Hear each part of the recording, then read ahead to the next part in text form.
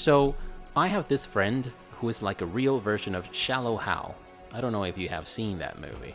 He would always say, "Man, I don't know why my relationships always fail. The last one was real girlfriend material. You know, she was smart, funny, ambitious, and caring." So, in the interest of protecting this friend's identity, I will not be using his real name. Let's call him instead Ciego, which means blind in Spanish.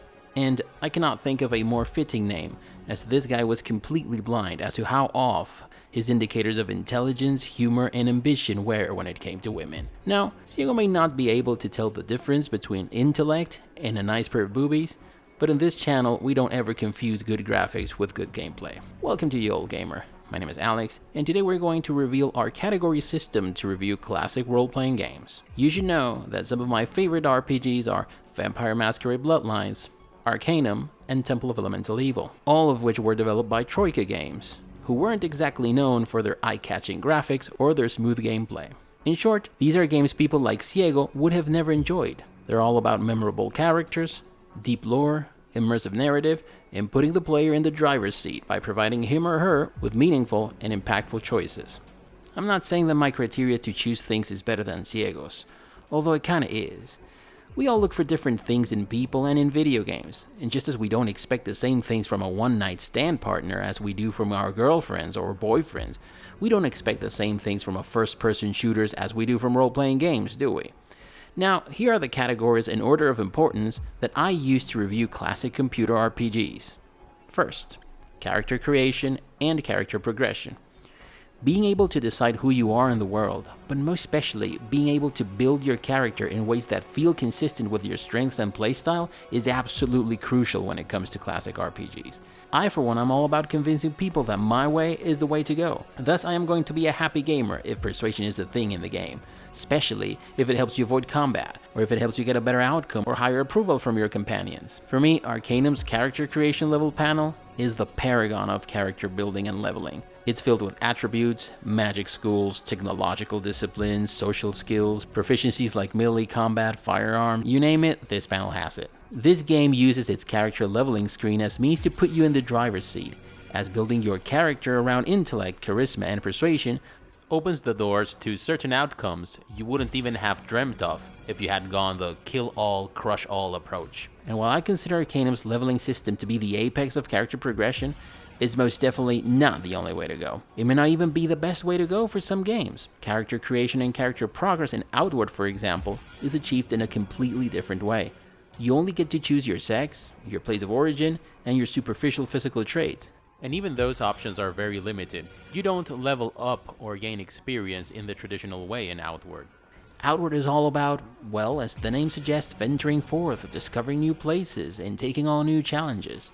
And since daring exploration and adventure are the marrow of this game, it is only fitting that progress be achieved by exploring the vast world around you and getting to remote places where you'll meet trainers and vendors and NPCs willing to teach you new skills, sell you precious items, and give you precious information. Progress in Outward is seamlessly integrated into the game's other mechanics, and that's every bit as valid as the leveling up, spending skill, and attribute points mechanics. Nonetheless, it is a very important aspect of RPG experience and one to which I grant the highest weight. Gameplay. Gameplay in classic RPGs revolves around questing and advancing the plot, combat and exploration, and to a lesser extent, puzzle solving. For it is crucial that your choices, be them dialogue options or skilled points spent on your character's build, have an impact on the gameplay. I need to feel that I'm not being funneled into playing the game in a certain way. In my estimation, a good RPG is one that is capable of granting such an experience. I also think it is crucial that everything you do in a game, be it exploration, combat, or chattering up characters, has a purpose, and that is intertwined with other aspects of the game. Let's say, for example, that you meet an NPC, and that this NPC is meant to ask you to go to a certain place, and turns out that you have already been there. If this NPC acknowledges this, and you get different dialogue options, and things turn out differently than they would have turned out if you hadn't been there before, chances are I'm going to be curious about the road not taken, like Robert Frost would have put it, and chances are that I am going to play this game again just to see how things turn out if I don't go to the place before talking to the NPC. Now, I am getting a little tired of the trope of games being advertised as experiences in which the player may approach the gameplay and even the story however he wishes. That should go without saying in an RPG. Now, some games simulate that they deliver on such a promise, and some others actually do. This category is also of the utmost importance when it comes to RPGs, so it gets the highest weight from me in the category system. Story and lore. You don't need a good reason to beat the crap out of everyone in a one-on-one fighting game, or to shoot up everyone's ass in a first-person shooter. I'm not saying it doesn't help. It may even be welcome to have strong sense of purpose in these games. Fighting on the same side, it felt like old times. But I guess we both knew it would end this way. Do you remember that night when you told me Lois was pregnant? You knew, even before I said anything. That was a good memory. From another lifetime. I miss the people we were then. Me too.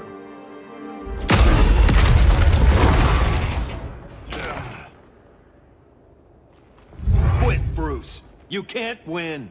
You of all people know, Clark. I never quit. They were watching me? All this time? Why? Why did they put me in here? What am I? What am I? You're the girl who's getting out of this tower!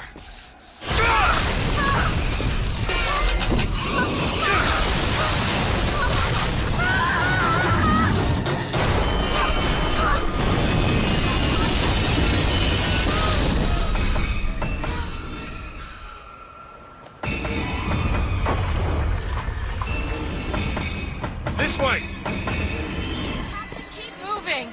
He's tearing the building. Be careful, Elizabeth! How do you know my name? Not now!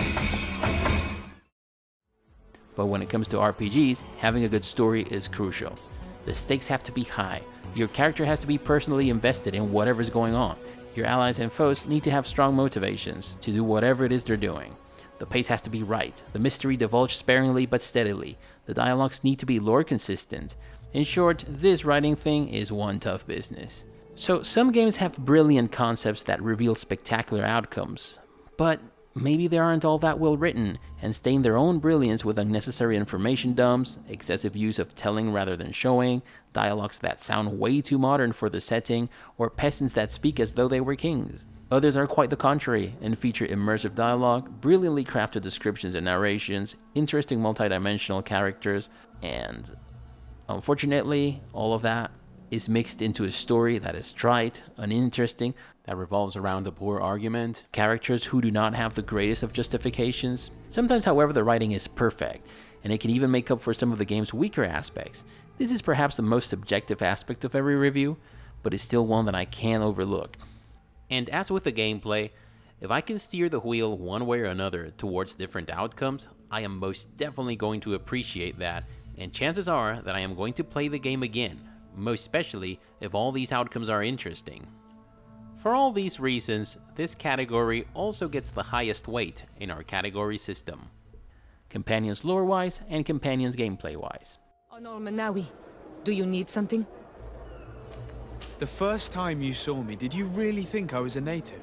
Aside from the way you dress, you resemble a native. I have never seen an Anol Manawi amongst the Renagse before. Is it so surprising that I made this mistake? No, but I find it unsettling. On the continent, everyone looked at me as if I was this strange beast. And here, people think that I'm a native despite the fact that I know almost nothing of your culture. I understand that it might be a strange experience, but you should wear these marks with pride. Because they are the marks of the Anol Manawi. Those whose flesh is bonded to Tir Fradi. As it happens in life, good companions may make the difference between a worthwhile adventure What the fuck do you want? and a stressful pain-in-the-ass trip that can't end soon enough. If you ask me, companions lore-wise and companions gameplay-wise are two different categories that should be rated separately. Companions may be brilliantly designed in terms of the role they play in the story or the role they play in your party in combat situations. Maybe they're important assets for your strategic approach, or maybe they are so overpowered that they straight out make you cruise with ease through the entire game. But maybe they have nothing valuable to say. No apparent reasons to join your party, nor any purpose or stake. Or maybe they are memorable, timeless, capable of making you reflect upon your past decisions, attitudes, and actions. Is there anything we can do to help them? No. No glands replaced by tech. No digestive system replaced by tech. No soul replaced by tech. Whatever they were, gone forever. They can make you feel empathy. I can't help thinking that I should have stayed by her side. Just like you. And you could not have done anything to save her either. Thank you, Onol Manawi. Your words alleviate my sorrow. They can even make you fall in love with them. How did we even end up talking about this? They can bring you to tears. No other option. Not coming back. Suggest you get clear. Explosion likely to be problematic. Mort, no! Shepard, please. Need to do this. My project, my work, my cure. My responsibility. Would have liked to see how it ends. I'm sure you'll do fine without me. I'm sorry. I'm not. Had to be me. Someone else might have gotten it wrong.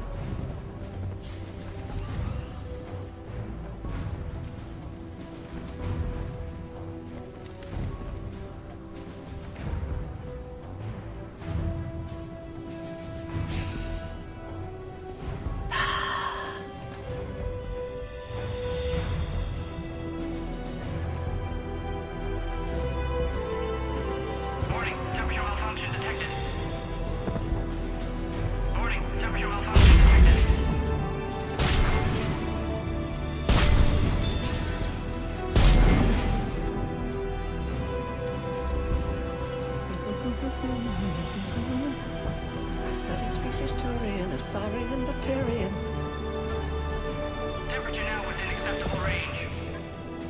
Dispersal commencing.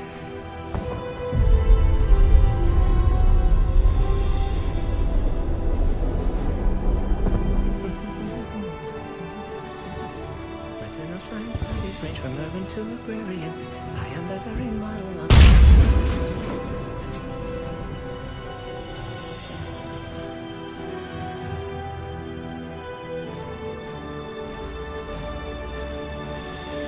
Maybe they shed light upon things that you don't quite understand about the world. Chantry lore says it is man's pride that created the Darkspawn. In ages past, the mages of the Tevinter Imperium ruled much of the world we know. In their pride, they thought their magics invincible and imagined that they were greater than the Maker himself. So thinking, they invaded his golden city, planning to take it for themselves and depose their own creator. But they were impure and full of sin. And it is with the sin that they tainted the golden city, corrupting it forever. The Maker cursed them and cast them from his sight.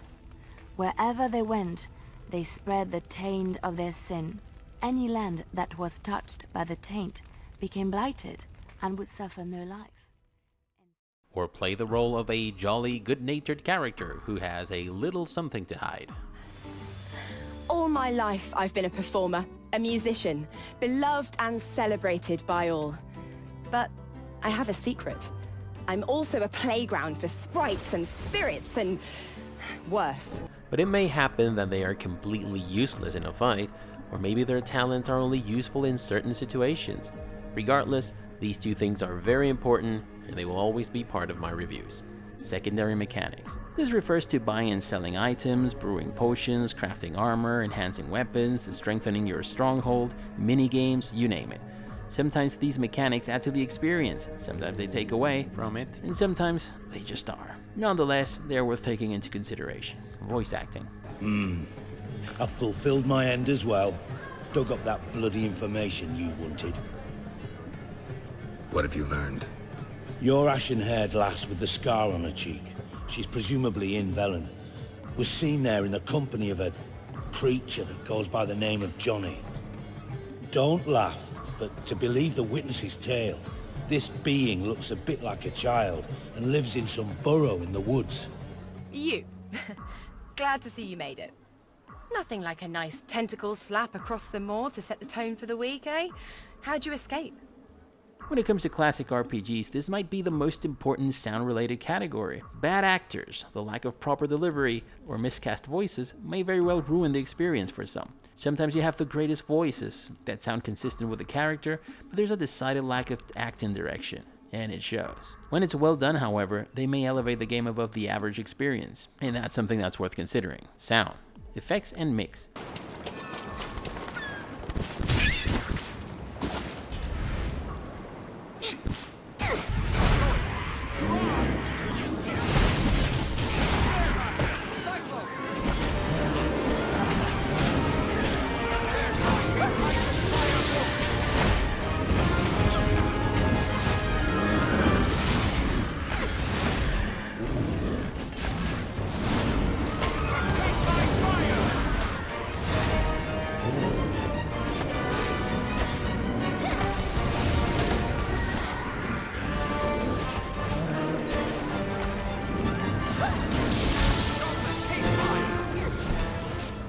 Sound is all about immersion, adding gravitas to the experience and oomph to the combat. If you're going to be spending 40 hours with an RPG, you want this to be diverse, well mixed, and gratifying. Music.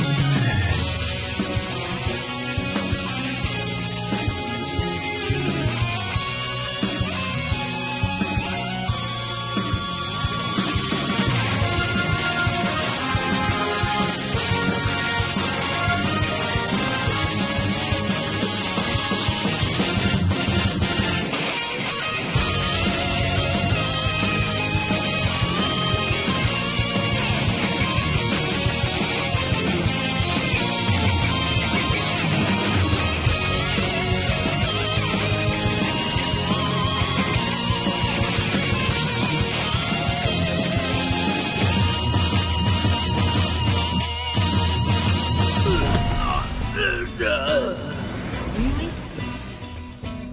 All right, playtime's over.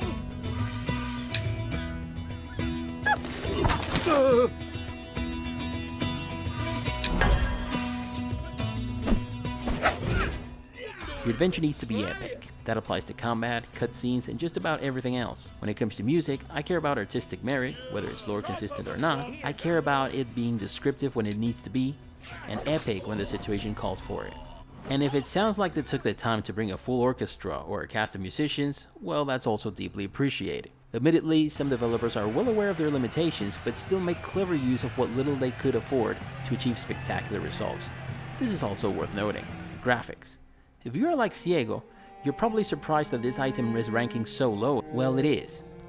See, I am a huge fan of RPGs, more so than any other genre. I suppose you could say that RPGs are meant to be girlfriend material, while first-person shooters and platformers are more akin to your one-night stand. And that is why you have to focus on what is important. Looks aren't everything, and in my book, they aren't even that important when it comes to RPGs. So if you're obsessed with 4K resolutions and frame rates above 60 FPS, maybe this system is not for you. Performance and stability. While this is a very important aspect of the game, I treat it more like a threshold. If the game performs flawlessly, but fails at providing decent character, story, and gameplay, it will still be a sucky game.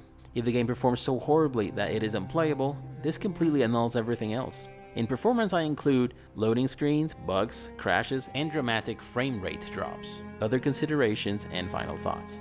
I'll be cynical about this. I use this category as a cheap way to fix the final score if I think there are things that aren't properly accounted for in any of the aforementioned categories. For example, if the game's approach revolves heavily around one aspect and that works unexpectedly well, I'll mention that here. If the game tries to force-feed you the developer's political views or visions of the world, you'll most definitely hear me rant about it in this section. This is also where I generally wrap things up for the taking and give it a final score, the rating. I really wanted to use the good, the bad, and the ugly system, but as much as I love that film, 3 tiers don't seem enough to me. So I came up with the great, the good, the meh, the bad, and the ugly. Score goes from 1 to 10 in every category, but you need to consider weight, so I'll spoil it for you with one of the games to show you how it works. You're looking at my rating for Underrail, an isoparametric indie RPG that came out in the year 2015, and this is how it performed in my estimation.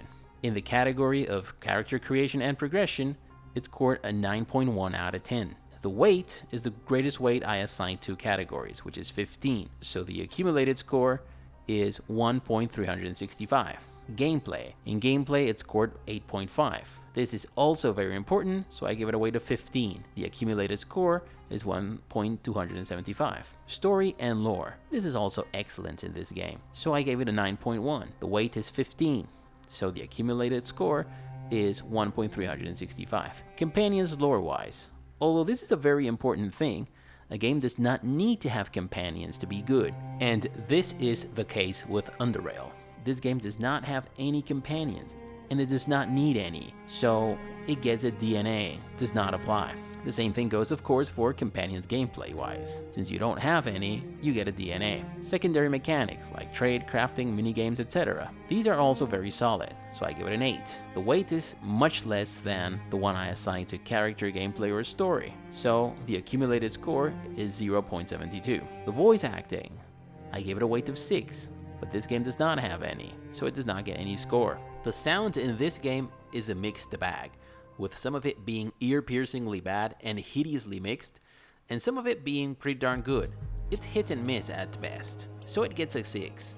Times the weight of the category, which is a 5, divided by 100, it gets an accumulated score of 0.3.